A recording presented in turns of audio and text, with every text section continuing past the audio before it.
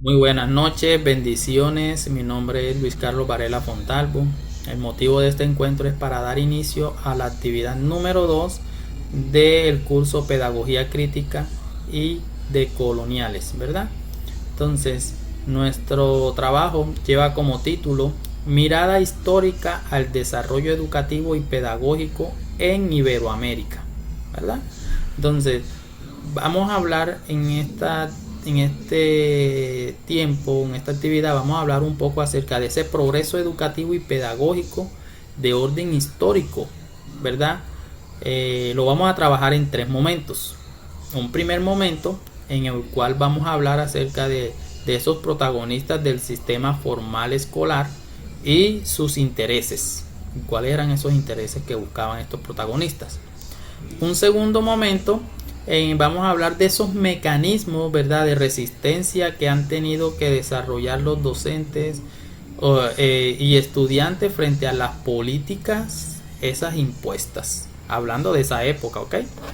Y en un tercer momento que vamos a indagar un poco sobre cómo se puede usar esos conocimientos históricos para diseñar políticas democráticas inclusivas y sostenibles, ¿verdad? ¿Por qué no? Entonces empezamos con el primer momento, que es hablar acerca de esos protagonistas de ese sistema formal escolar. Para empezar a hablar de esos protagonistas es necesario traer al presente a nuestro autor Aschenbach 2004, que nos plantea lo siguiente: el sistema formal escolar en Iberoamérica emergió entre los siglos XVIII y XIX en el marco de los procesos de colonización, independencia y consolidación de los estados. Sus principales protagonistas fueron la Iglesia Católica, el Estado colonial y posteriormente los gobiernos republicanos, junto con las élites criollas de la época. Durante la época colonial, la Iglesia desempeñó un papel central en la educación, orientándola hacia la evangelización y moralización y el control social. Las órdenes religiosas estructuraron los primeros modelos educativos, cuyos intereses principales eran la formación de sujetos obedientes al orden colonial y a la doctrina cristiana. Aschenbach 2024. Entonces, aquí, como podemos ver, ¿verdad?, este autor plantea que los principales protagonistas que surgieron de la historia fue la Iglesia Católica, ¿verdad? Y que la Iglesia Católica lo que buscaba era la formación de sujetos obedientes, ¿verdad? Así de sencillo, que fueran sumisos y que aceptaran todo lo que la Iglesia Católica en su momento, ¿verdad?, imponía, porque no era educación, pienso yo, sino era una imposición de la Iglesia Católica, ¿cierto? Ahora bien, con la llegada de las repúblicas en el siglo XIX, el Estado asumió progresivamente el control de la educación. Esto ya va siendo ya después de la colonización como tal, ¿ok? Impulsando la creación de sistemas escolares nacionales.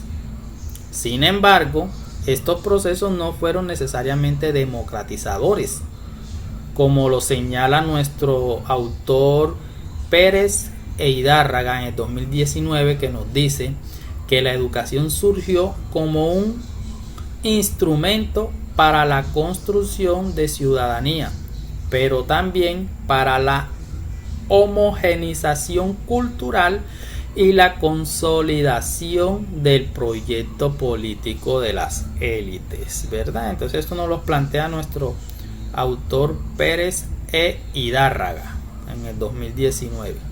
Con base a eso podemos decir que entonces que los protagonistas del sistema escolar respondieron a intereses de control social, construcción de nación y reproducción de un orden social jerárquico, más que una propuesta inicial para cultivar, podría decirse, la equidad educativa, ¿verdad? Que eso en ese momento no se veía. Las clases élite, las clases altas eran las que tenían derecho a educarse, a la educación, a una educación de calidad, podría decirse en términos de acá, de ahora, ¿verdad? Bien, entonces ya sabemos, ya conocemos ahí lo que son, cuáles eran esos protagonistas y cuáles eran sus intereses. Sus intereses eran prácticamente educar a personas sumisas, obedientes, ¿verdad? Que acataran las órdenes de la élite en ese entonces, que era la Iglesia Católica, ¿verdad? Bien, ahora vamos a pasar al segundo momento en el cual vamos a hablar acerca de esos mecanismos o reinterpretación que han desarrollado en Colombia, ¿verdad? Los docentes y estudiantes frente a esas políticas impuestas por la iglesia o los protagonistas, ¿verdad? Entonces vamos a ver. Acá nos dice que en Colombia diversos actores como docentes, estudiantes y comunidades han desarrollado mecanismos de resistencia frente a las políticas educativas centralizadas o excluyentes. Bien.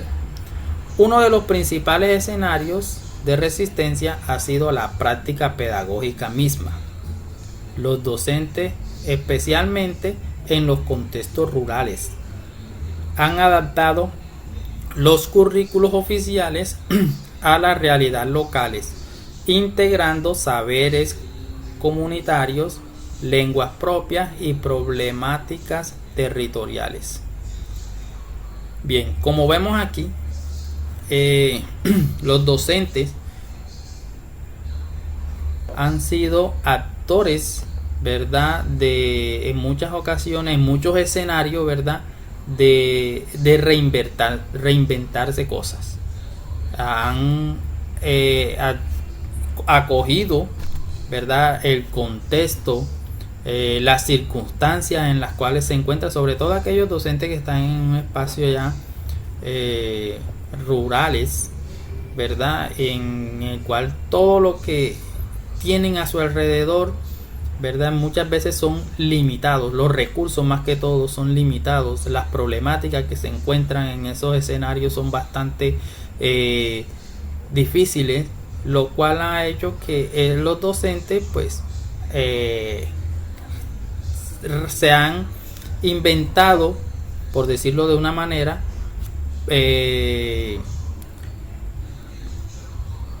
podría decirse políticas para llevar a cabo un proceso educativo que tenga en cuenta el contexto y las condiciones en las cuales se encuentran los estudiantes. Como nos lo plantea aquí nuestro autor Pérez Hidalga, que dice: este ejercicio constituye una forma de traducción pedagógica que resignifica las políticas educativas desde el contexto. Claro que sí. Bien, asimismo, por otro lado, tenemos los movimientos pedagógicos y sindicales, como los movimientos pedagógicos colombianos impulsados por FECODE, ¿verdad? Estos movimientos cuestionaron la tecnocratización de la educación y promovieron una visión crítica del docente como sujeto intelectual y transformador. Hay que tener en cuenta esa partecita ahí. Y en el ámbito estudiantil también se han desarrollado formas de resistencia a través de las movilizaciones, debates y propuestas alternativas frente a reformas educativas recibidas como excluyentes. Podemos decir que estas acciones que realizaron o que realizan los estudiantes evidencian que la escuela es un espacio de disputa simbólica y política, donde los actores no solo reproducen, sino que también transforman el sistema. ¿Esto qué nos quiere decir? Que ya los estudiantes hoy en día no son estudiantes pasivos, ahora son estudiantes activos, que por medio de debates, de movilizaciones, ¿verdad?